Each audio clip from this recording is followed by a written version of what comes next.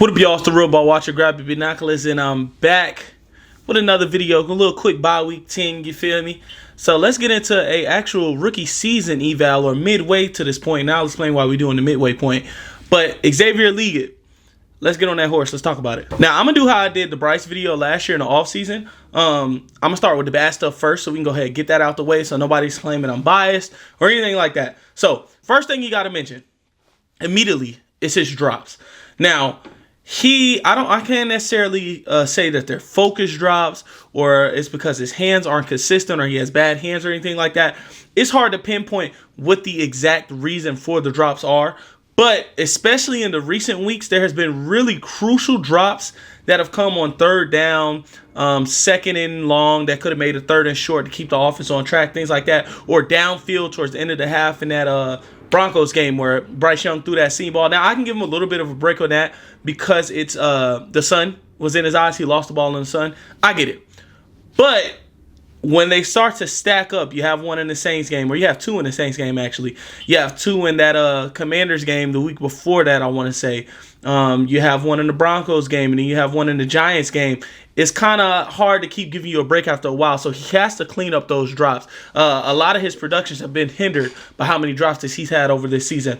The next thing I want to talk about, which is most alarming to me, I'm not as worried about the drops, but what's most alarming to me is his yards after catch, or his run after catch, yak, rack, whatever you want to call it. He simply has not been good. When I did his eval coming out, I talked about how he's kind of like a Derrick Henry-esque runner. So, which meaning you're going to have to get him ahead of steam. But once he gets ahead of steam, it's hard to bring him down. He's going to be able to rake tackles. I think he showed a little bit of that on those in and arounds or jet sweeps we've been trying to give him, those handoffs where he's coming across the field running, so he has a little bit ahead of steam. He's breaking more tackles there. But when you throw him a bubble, when you throw him a screen, when you throw him a little short stick route or a in route, something across the middle of the field is short that you kind of need yak out of, he has not been able to produce that. He's letting guys bring him down with one person, one DB, a smaller DB, Mikey Sarenstill, guys like that, way too often to be as big as he is. He's 6'3", 200-something pounds, runs a 4'3", very, very strong.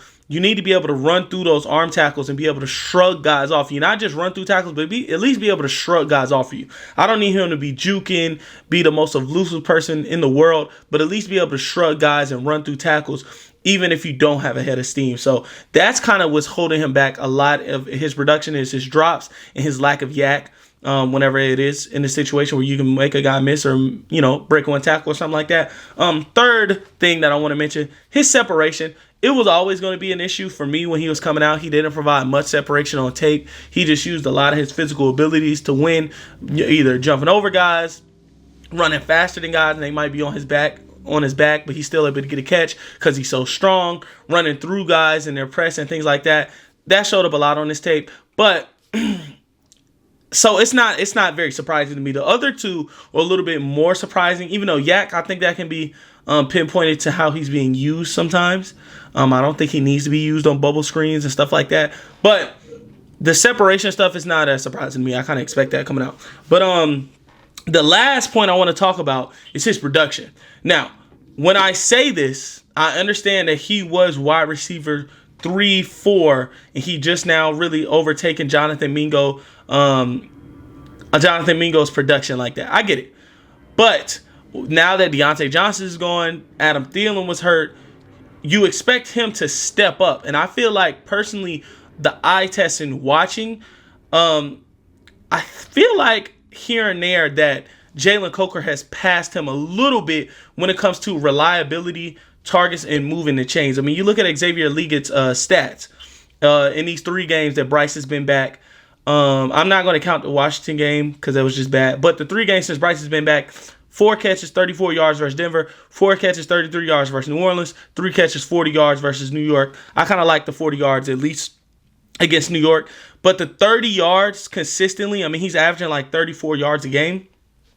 You don't want your wide receiver 1, your first round pick, the guy that you traded up for, to be averaging 30 yards a game. I think on the season, he's still only averaging like maybe 28, 29 a game.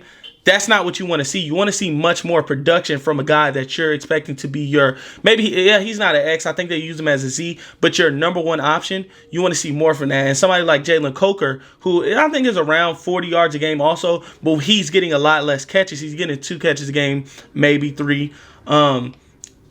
And he's making much more of them. I think he's averaging like 14 yards per catch, while Xavier Legette is somewhere around 8 or 9. So the production is something that you definitely want to see go up. Those are things I'm worried about. But let's get into stuff that's actually good. All right, now we can finally get into the good stuff, the stuff that I actually am excited to talk about, really.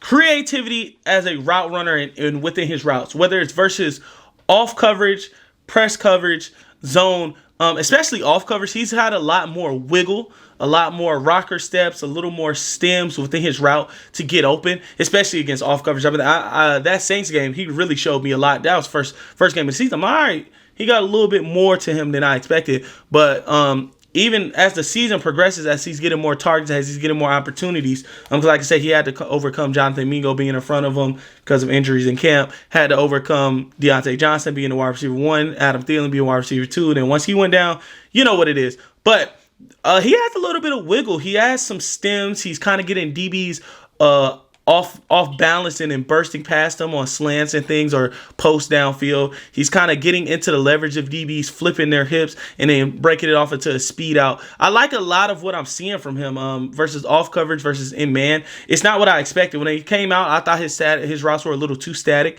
He was relying too much on his physicality to get himself open, just running through guys, running past guys, being bigger than guys, pushing them around sometimes, which you want from a big receiver also. But I wanted to see a little bit more and a little bit more creativity in his routes. And I think he talked about it in the preseason. He talked about how he wanted to show people that, hey, you don't think I can move this way? You don't think I can do this? I want to show people that I can do this coming into this year. So that's the first thing I wanted to mention, his creativity in his routes.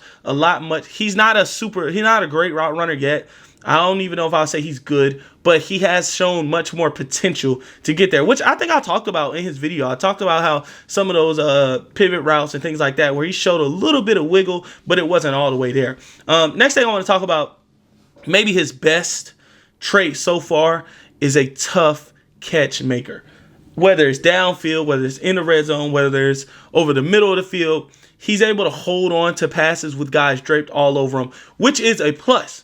Because for a guy who I talked about in his negatives, that's not creating a lot of separation, you want to be able to pull in those catches. You see he uses his strength. He has strong hands. That's why it's hard to pinpoint whether those are focus drops or his hands aren't consistent when we talk about his drops. But he has strong hands to pull it in through a defender while getting hit, going to the ground, jumping up and going over guys. I mean, he had 2 catches, one against Denver where Bryce kind of threw not a laser, but a dot while he's getting crushed by a defensive tackle. He was able to jump through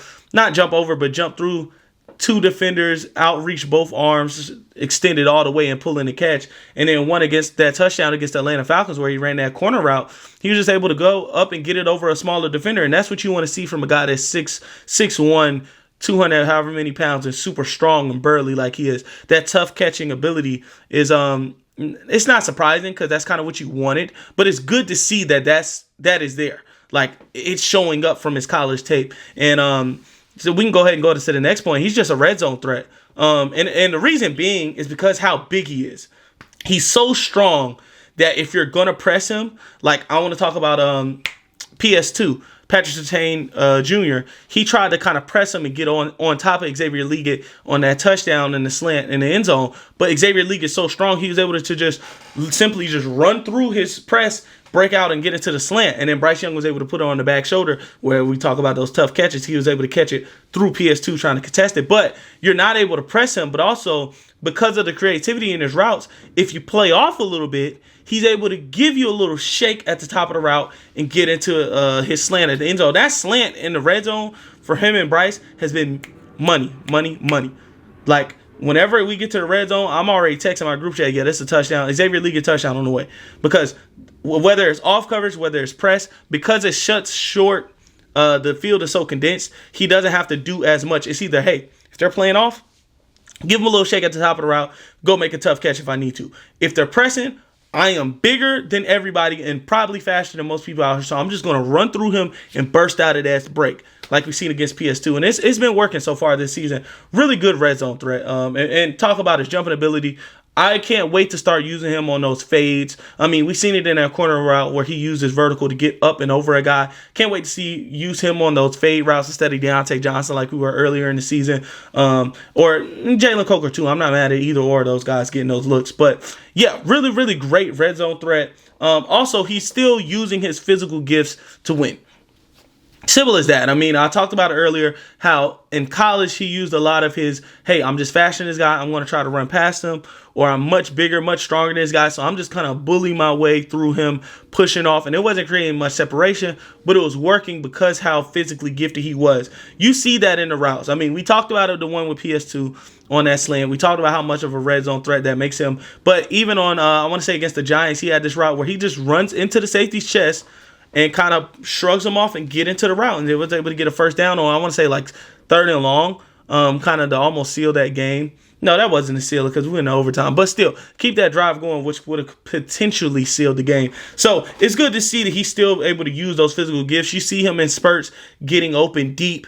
And he may not be getting hit all the time because Bryce is missing him or Andy Dalton's missing him, things like that. But he's able to, you see, okay, he's stretching the defense. There were some plays on tape, which I don't think I have any, but he's running in the seam, and they're bringing the safety and the hook defender both to run with him deep, and that's what you want. You want a guy who has good speed to carry the defense, so it opens up things underneath. So his physical gifts has been able to transfer over. It doesn't look like, you know how some guys, it's like, hey, he's a really good athlete for college, but it's not going to work. Nah, it's working. Like, that strength he has is working. That speed that he has, it's working. Not as good as it did in college, but it's still working. So that's good to see. Now, what we're going to use this part of the video for is what I think he could be. Right now, if we're just going off the production right now, I think he could be a really good wide receiver to a Z receiver. Almost, maybe not like a T. Higgins, but almost like a T. Higgins, where if you have a star next to him and he's able to draw that attention away, he's going to be able to dominate in the red zone. He's going to be able to dominate on the second corner, things like that. But he hasn't showed me alpha ability yet. And the reason that is because that yak. I think to be an alpha elite tier receiver or number one guy, you got to be able to create yards after catch. You got to be a 3-level threat. And right now, Xavier Legette is not a 3-level threat. In the red zone, he's a threat. Downfield, he is a threat. Over the intermediate, he is a pretty good threat. But short, it doesn't matter because you can. Teams are going to let you dump it down to him because that's what they want. Hey, yes, give it to him short because we're going to be able to corral and get on him and tackle him because he doesn't have a head of steam. So until he's able to show me that yak ability is there, and it's not, this isn't the ceiling we're going to get for as far as run after catch, I don't think he could be a number one wide receiver right now. Number two, yes. It's going to take a little minute to get there because we talked about how that production is lacking. But I think if you have a number one across from him, it'll make it a lot easier for him to produce. But right now, I don't see him being a number one. And the main reason is because of that yak. Now, the reason I made this video so early, as we seen last year, Bryce, I'm going to do this for all first round picks. I might do it for all the picks for the Panthers this offseason especially. But I'm doing this for all first round picks regardless. But the reason I did it to the midway point is because Deontay Johnson's gone. Adam Thielen is back, but Jonathan Mingo, Deontay Johnson was gone. That's a lot of snaps that's missing from this roster. And Xavier Legette has stepped up somewhat, and Jalen Coker has stepped up. So now I want to see, hey, with this chemistry that you have with Bryce now, Bryce playing a lot more confident, playing better than Andy Dalton was. We could just say what it is. He's taking shots downfield. He's being smart with the ball, but also still aggressive, playing on time. I want to see, can Xavier Legette now step up with this new form of Bryce Young coming out of the bye? Can he step up versus some tough defenses and produce better than what he's been doing? Because maybe that'll change my tune of what I think he can be. So I'm excited to see as our new, hey, I don't know if he'll be our wide receiver one. It still might be Adam Thielen. But in my eyes, I think, hey, we should focus on Xavier Legette. We're going to run the offense through him.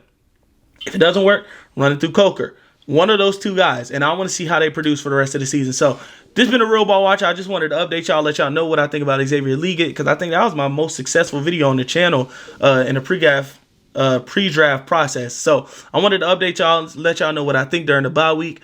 We're going to get back to those college evals, but y'all got to watch them. So if you like the video, like, comment, subscribe, do all that. Let me know what you think of Xavier Legette. Turn on the post notifications so you see me every week. I'm out.